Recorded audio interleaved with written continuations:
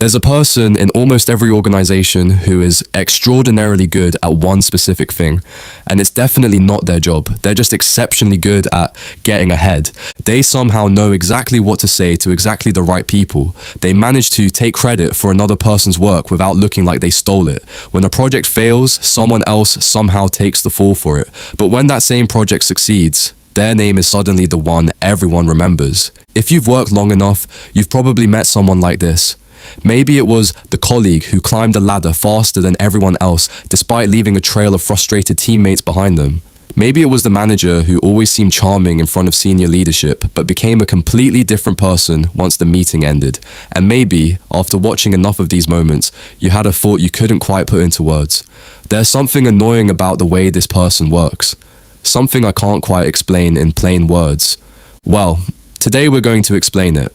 In 2002, psychologists Delroy, Paulhus, and Kevin Williams published a paper identifying 3 specific personality traits that, when elevated together in one person, create a predictable pattern of behavior.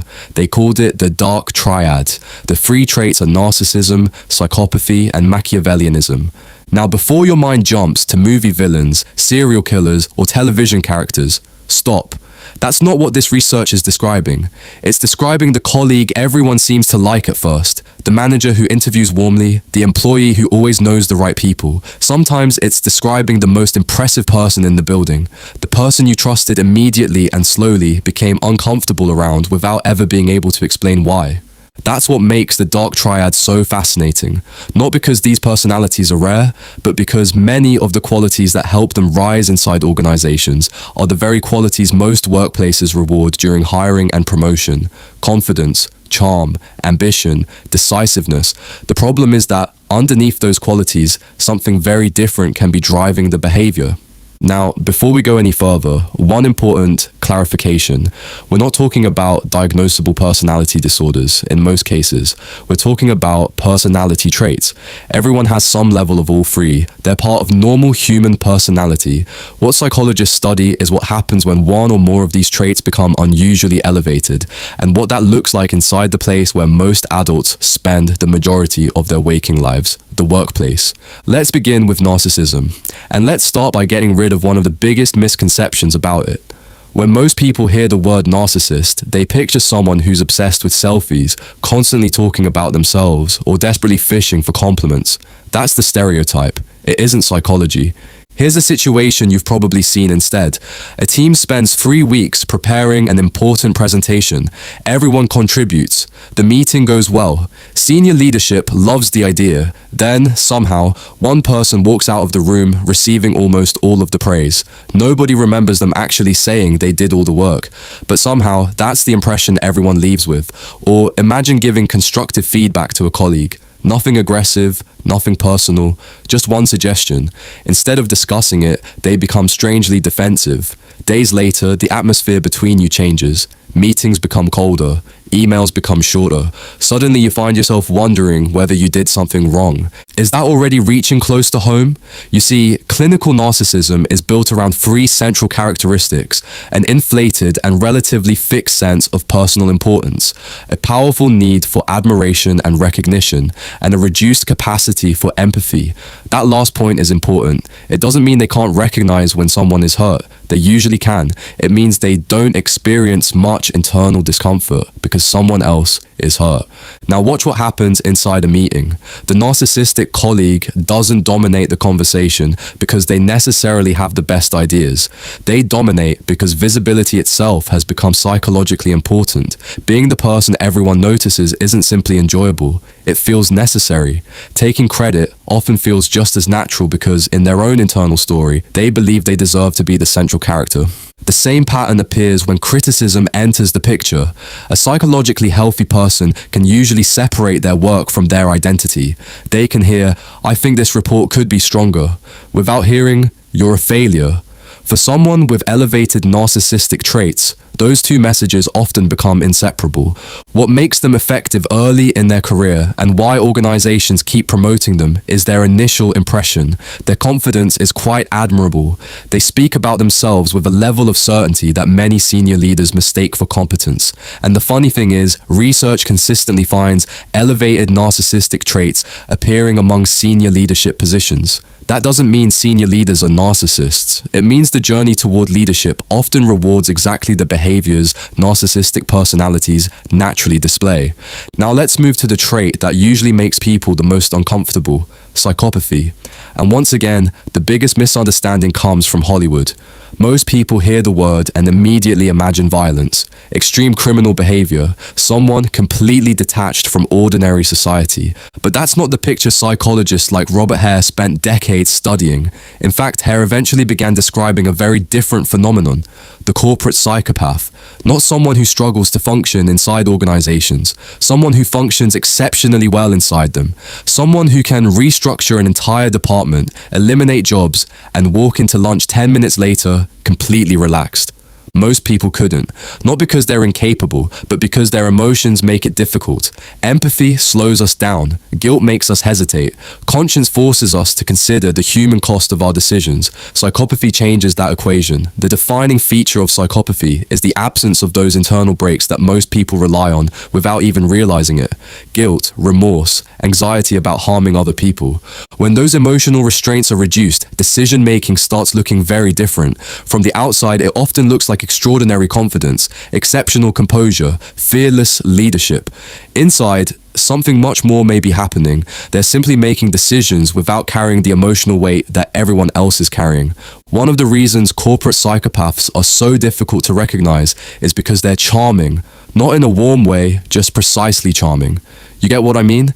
They seem to know exactly how to make every person feel important, exactly what compliment to give, exactly when to smile, exactly when to agree. That is kind of charming. But researchers says while they're doing all these things, something different may be happening within them. Instead of responding naturally through emotional connection, they're responding through observation. Over years of watching people, they've become remarkably good at learning which behaviors create trust. That's why your personal experience with them can be so confusing. Every one-on-one interaction with them feels genuine, so much that you leave the conversations thinking they're actually a really good person. Then months later, you begin talking to other colleagues, and slowly, everyone's stories of them begin sounding strangely familiar. The third member of the Dark Triad is called Machiavellianism. The name comes from the 16th century political philosopher Niccolo Machiavelli, whose writings explored one central question: how do you acquire power and keep it?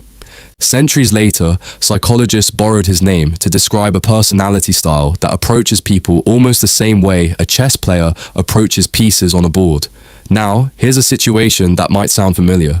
Have you ever worked with someone who seemed to know everything before everyone else? They somehow knew which projects were about to be approved, which department was about to restructure, which executive's opinion actually mattered. They always seemed to be standing in exactly the right place at exactly the right time. At first, you assume they're just politically skilled, but then you notice something else. Their closest allies keep changing. The people they used to praise quietly disappear from their circle. Someone new becomes their favorite colleague. Then 6 months later, that person disappears too. The relationships seem real until they no longer serve a purpose. That's because the Machiavellian personality approaches relationships differently from most people. They're strategic, patient, exceptionally good at thinking several moves ahead. Unlike the narcissist, they don't necessarily need attention. Unlike the psychopath, they don't necessarily lack emotional understanding. Instead, they're constantly asking one question in their head: how useful is this relationship? And once usefulness becomes the primary measure of a relationship, everything starts looking different. Now, here's an important distinction, because in my previous video, we talked about political skill. Some of what I've described probably sounds similar.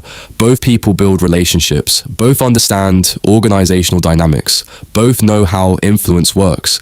The difference between them isn't whether they build relationships, it's why. Someone with good political skill invests in relationships because they value people. Yes, those relationships can also help their career, but both people benefit. Trust grows naturally, respect goes both ways. The Machiavellian relationship has a completely different structure. It flows in one direction. They extract value. What the other person receives is just enough attention, enough warmth, enough encouragement to keep the relationship useful. Watch what happens when someone can no longer offer them anything. Inside organizations, Machiavellian personalities often become the people who understand the unofficial company better than anyone else. They know which conversations happen before the meeting, which opinions actually influence the decision, which alliances matter. That knowledge by itself is in fact incredibly valuable. The difference is what they choose to do with it. Someone with organizational intelligence navigates the system. The Machiavellian rearranges it using other people as the pieces. Now let's add the final piece to this video. If these personalities create so much damage, why do organizations keep promoting them? The answer is because organizations don't just promote personalities, they promote performance, or at least what looks like performance. Think back to a typical job interview. Who's likely to leave the strongest first impression? The person who speaks confidently, the person who tells compelling stories, the person who appears decisive, or the person who seems completely certain of themselves. Ironically, those are many of the same characteristics elevated in Dark Triad personalities. They keep getting promoted and recognized because interviews are designed to measure competence and cultural fit. They're not designed to detect reduced empathy. They're not designed to detect manipulation. They're certainly not designed to predict how someone will treat the people working beneath them 2 years from now. That's why the first impression can be so misleading. Now, I want to be very careful about what I'm not saying. I'm not saying every ambitious colleague is part of the Dark Triad. I'm not saying every difficult manager is a narcissist, a psychopath, or a Machiavellian, and I'm certainly not giving you a checklist to diagnose everyone you've ever disagreed with. What I am saying is this: if you repeatedly recognize the patterns we've discussed today, not one bad day, not one difficult meeting, but the same behaviors over and over again, that recognition has real value. Because perhaps the greatest damage these personalities cause isn't a stolen promotion, it's the self-doubt they leave behind. After enough confusing interactions with them, you begin asking yourself questions you were never supposed to ask. Maybe I misunderstood. Maybe I'm overreacting. Maybe it's actually my fault. That's exactly why understanding this part of psychology matters. If you found this video helpful, hit the subscribe button below and turn on your notifications. Thank you for watching. I'll see you in the next one.